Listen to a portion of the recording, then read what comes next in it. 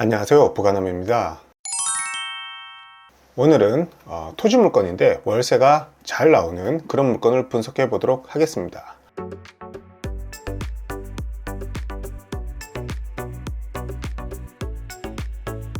굉장히 좋죠. 이 부분에 대해서는 자기 땅이 아닌데도 불구하고 국유지니까 이제 주차장으로 활용하면서 사용하고 있다.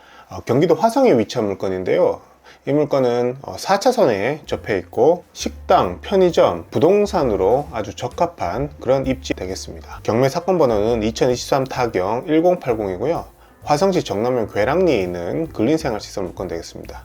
토지는 120평이고 건물은 꽤 크죠. 102평 되겠습니다. 감정가가 8억 7,800인데 12월 1일 날 최저가로 진행될 예정에 있는 경매 물건 되겠습니다. 4차선에 접한 1층 근생 건물인데요. 1층, 2층 이렇게 되어 있고 여기는 좀 주차 공간으로 넓게 사용할 수 있는 그런 모습이 보이네요.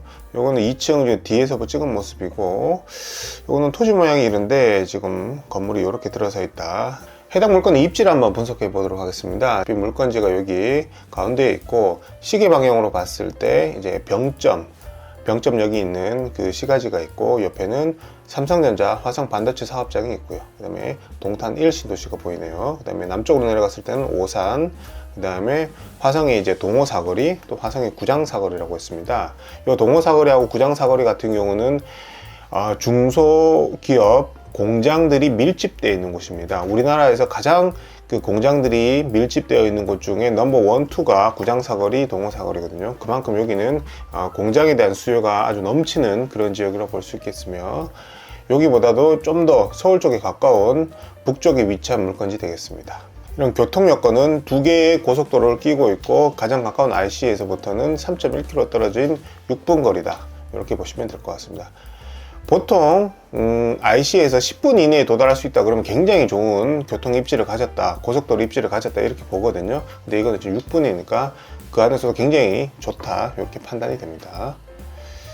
그 다음에 조금 더 줌인해서 보시면은 해당 물건지가 지금 여기에 있는데 보시다시피 여기가 공장 밀집 지역입니다. 공장 밀집 지역 근처에 있는 4차선에 위치한 근생 건물이다. 여기를 이용하는 사람들이 있기 때문에 이쪽으로 교통량이 어느 정도는 조금 발생하겠구나, 일자리가 있구나, 그 사람들이 이용하는 근생 시설에 대한 수요는 있을 수 있겠다 라고 일단 1차적으로 판단이 듭니다. 이거는 공법적인 내용을 살짝만 좀 말씀을 드릴게요. 이 물건지 남쪽으로는 이렇게 해서 농림지역이고요. 물건지 북쪽하고 서쪽으로는 자연녹지로 구성되어 있습니다. 그렇기 때문에 이 위성지대에서 보면은 남쪽은 농림지역이라서 공장을 지을 수가 없겠죠. 그래서 지금 이렇게 논으로 밖에 이용을 할 수가 없는 것이고 이쪽은 이제 자연녹지이기 때문에 공장을 지을 수가 있습니다. 그래서 이렇게 같은 도로를 끼고 있지만 한쪽은 논으로밖에 활용할 수 없고 위쪽은 공장으로 이용될 수 있는 이런 토지의 용도 지역, 즉 공법에 대한 이해를 조금 하시고 들어가시면 좋을 것 같습니다. 다행히 이 물건은 농림지역 아니고요, 자연녹지, 즉 공장을 지을 수 있는 그런 용도 지역, 훨씬 더 좋은 용도 지역으로 볼 수 있겠죠. 그렇다면 이 물건을 제가 좋게 본 이유를 세 가지로 추려봤는데요. 첫 번째는 왕복 4차선에 접한 자연녹지 지역입니다. 두 번째는 이 필지와 접한 국유지가 있는데 그 국유지를 주차장으로 활용할 수가 있어요. 그리고 세 번째는 주변이 공장 밀집 지역이기 때문에 근생에 대한 수요가 있을 것이다. 이렇게 세 가지 이유로 추려봤는데요. 하나씩 보시겠습니다. 이게 해당 물건지고요. 이렇게 왕복 4차선에 접한 근생 건물이 되겠으며 해당 지도로 보면은 각 필지별로 토지 소유자들이 누군지 구분할 수 있는 지도인데요.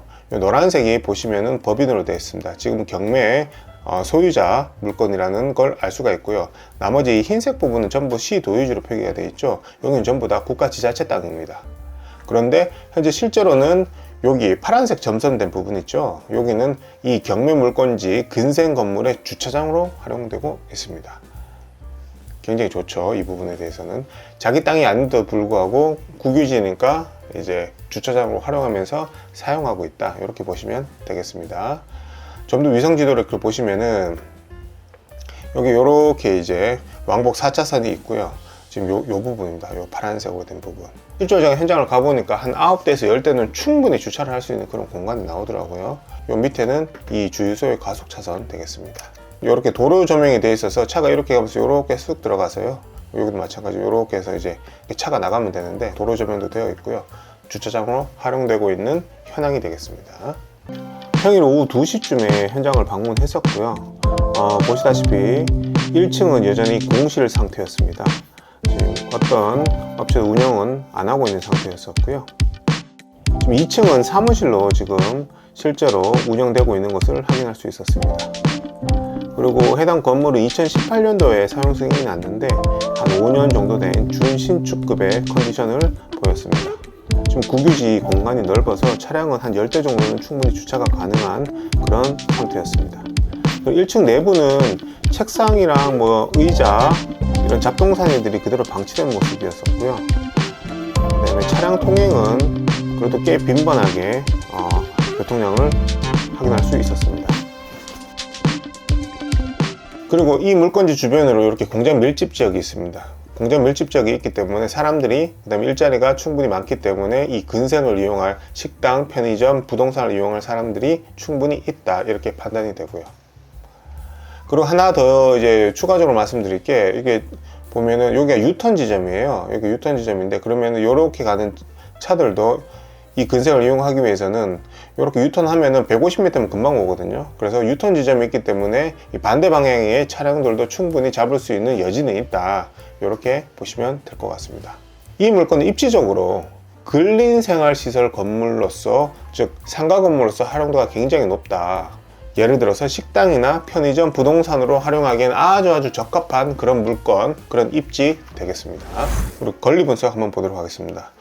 경매 물건지에 나와 있는 건물 등기부 등본하고 토지 등기부 등본을 지금 살펴보겠습니다. 2017년 4월 19일 날에 이 토지를 샀어요. 제가 그래서 한번 확인을 해보니까 이분이 17년 4월에 이 땅을 2억 2,900만 원 주고 사셨더라고요.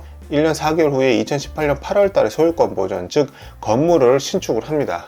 신축을 했고, 그래서 토지하고 건물을 동시에 이제 근저당을 잡아서 2018년 9월 달에 새마을금고에서 6억 3,400만 원 대출을 받습니다. 그러면 실제 금액은 이거는 근저당이기 때문에 원금이 한 120에서 130% 정도 설정이 되거든요. 그럼 원금 한 5억 2천 정도 대출을 받으셨다, 지금 이렇게 보여주고요. 이 2018년 9월 12일 날 이 근저당이 말소 기준 권리가 되면서 이를 포함한 이후에 등기된 권리 모두 소멸되고요. 그리고 임차인 현황을 한번 보도록 하겠습니다. 말소 기준 권리가 앞에서 보셨듯이 2018년 9월 12일이에요. 그러면 이제 임차인들이 이렇게 쭉 사업자 등록을 많이 하셨는데, 이 사업 등록일만 보시면 됩니다. 말소 기준 권리보다 빠른지 늦은지 이만 보시면 되거든요. 보시면은 첫 번째 2021년 늦죠, 패스. 2020년 늦죠, 2019년 늦죠, 다 늦습니다. 사업자 등록을 한 업체가 6개나 있는데 전부 다 말소 기준 권리보다 늦게 사업 등록을 했기 때문에 전부 대항력은 없는 그런 일반 임차인이 되겠습니다. 명도 아주 쉽게 할 수가 있는 그런 물건 되겠으며, 정리해보면 이 물건은 권리 분석에 전혀 문제가 없는 그냥 일반 물건 되겠습니다. 그리고 시세 분석인데요. 지금 보시는 이 자료가 제가 하는 매핑 자료가 되겠습니다. 지금 보시면 이 노란색이 해당 경매 물건이 되겠으면, 요 흰색이 실거래 사례들 되겠으면, 요 색깔은 네이버 현재 살아있는 매물 되겠습니다. 요거를 제가 하나씩 사례들을 전부 다 사이트를 통해서, 부동산 사이트를 통해서 하나씩 자료를 다 긁어 모읍니다. 긁어 모은 다음에 그거를 이렇게 지도 위에 입히는 작업을 하거든요. 이걸 매핑 작업이라 하고, 이렇게 지도 위에 다 입힌 이 매핑 자료를 들고 현장을 직접 갑니다.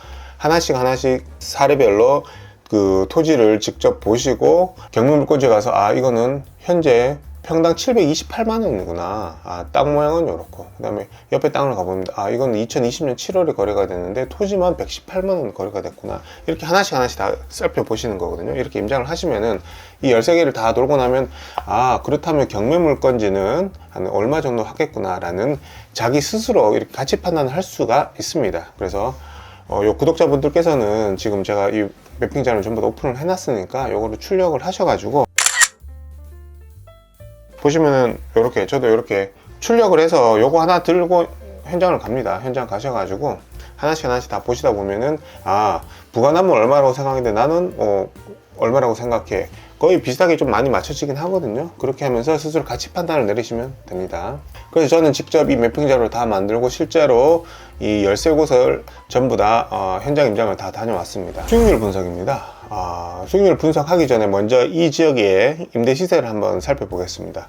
현재 여기 보시다시피 공장 밀집 지역에 이 노란색으로 하이라이트 된 부분이 있어요. 여기가 4차선에 접한 근생 건물들의 현재 1층 평당 임대료는 한 5만 원이고요. 2층 같은 경우는 물건이 많지는 않지만 2층은 한 3만 원 정도로 지금 현재 시세가 형성이 되어 있거든요.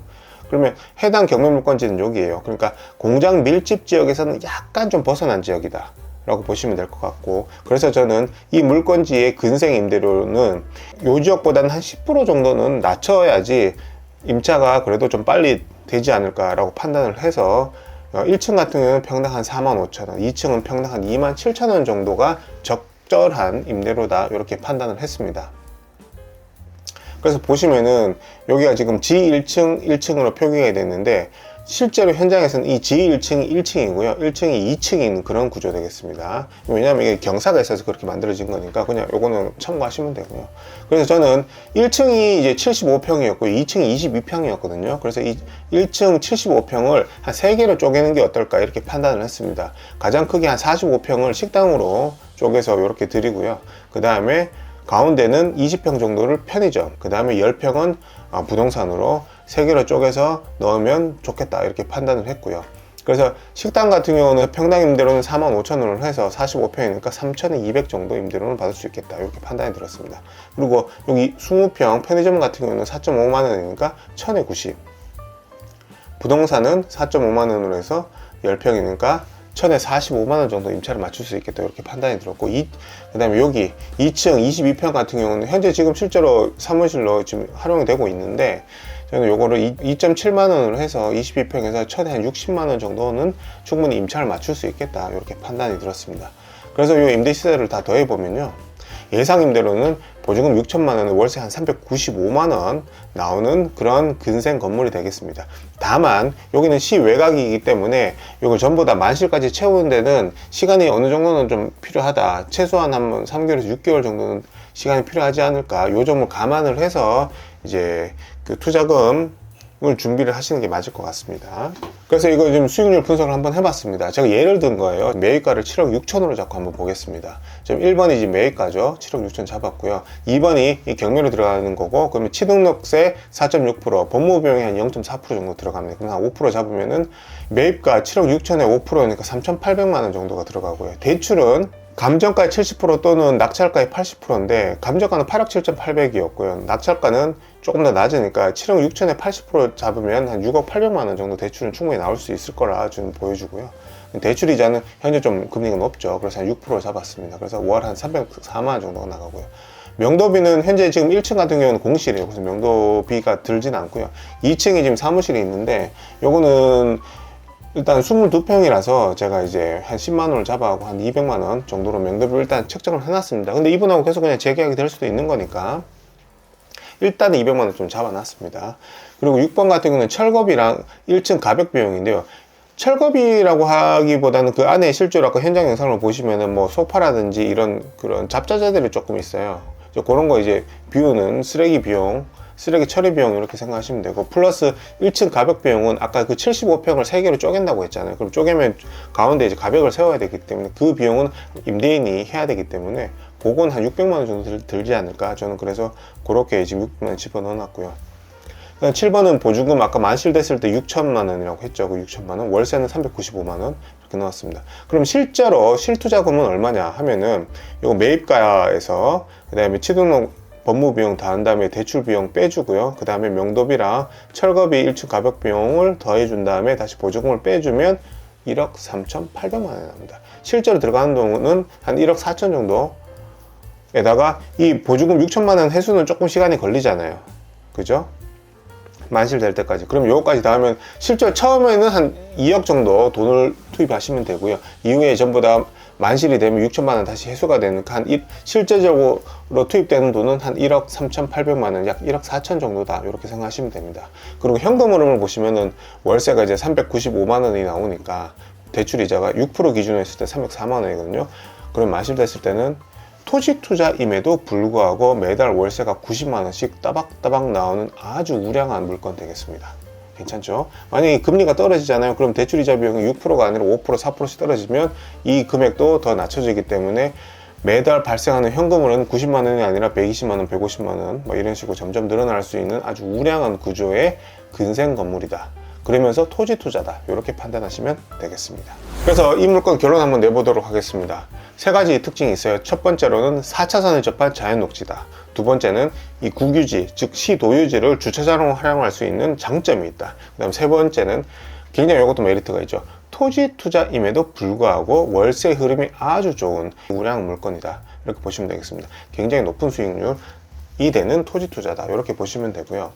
그리고 참고로 지금 이 해당 물건이 속한 경기도 화성과 같이 일자리가 계속 늘어나고 인구가 계속 늘어나는 지역은 연평균 토지가가 10%씩 증가하고 있습니다. 토지가는 연평균 기준으로 했을 때는 10%씩 계속 증가하는 지역이기 때문에 월세를 계속 따박따박 받으면서 그냥 계속 버티면서 가져가면은 굉장히 큰 수익을 얻을 수 있는 그런 월세 받는 토지 투자 물건 되겠습니다. 네. 오늘 영상 토지라서 조금 어려웠을 수도 있을 것 같은데요. 좀 잘 이해되셨나요? 제가 최대한 쉽게 풀어서 좀 설명을 해드렸는데 지금 제가 말씀드린 매핑 자료 가지고 꼭 시간 내셔가지고 현장 임장 한번 다녀와 보십시오. 그렇게 시간 많이 안 걸리거든요. 실제로 한번 다 도는 데는 1시간이면 충분하니까요. 그렇게 보시면은 이거죠. 이게 얼마구나. 토지 투자 그렇게 생각보다 어렵지 않구나, 쉽구나 이렇게 느끼실 겁니다. 오늘 영상 좋으셨다면 구독과 좋아요, 그다음 알림 설정까지 꼭 부탁드리고 긴 영상 시청해주셔서 감사합니다.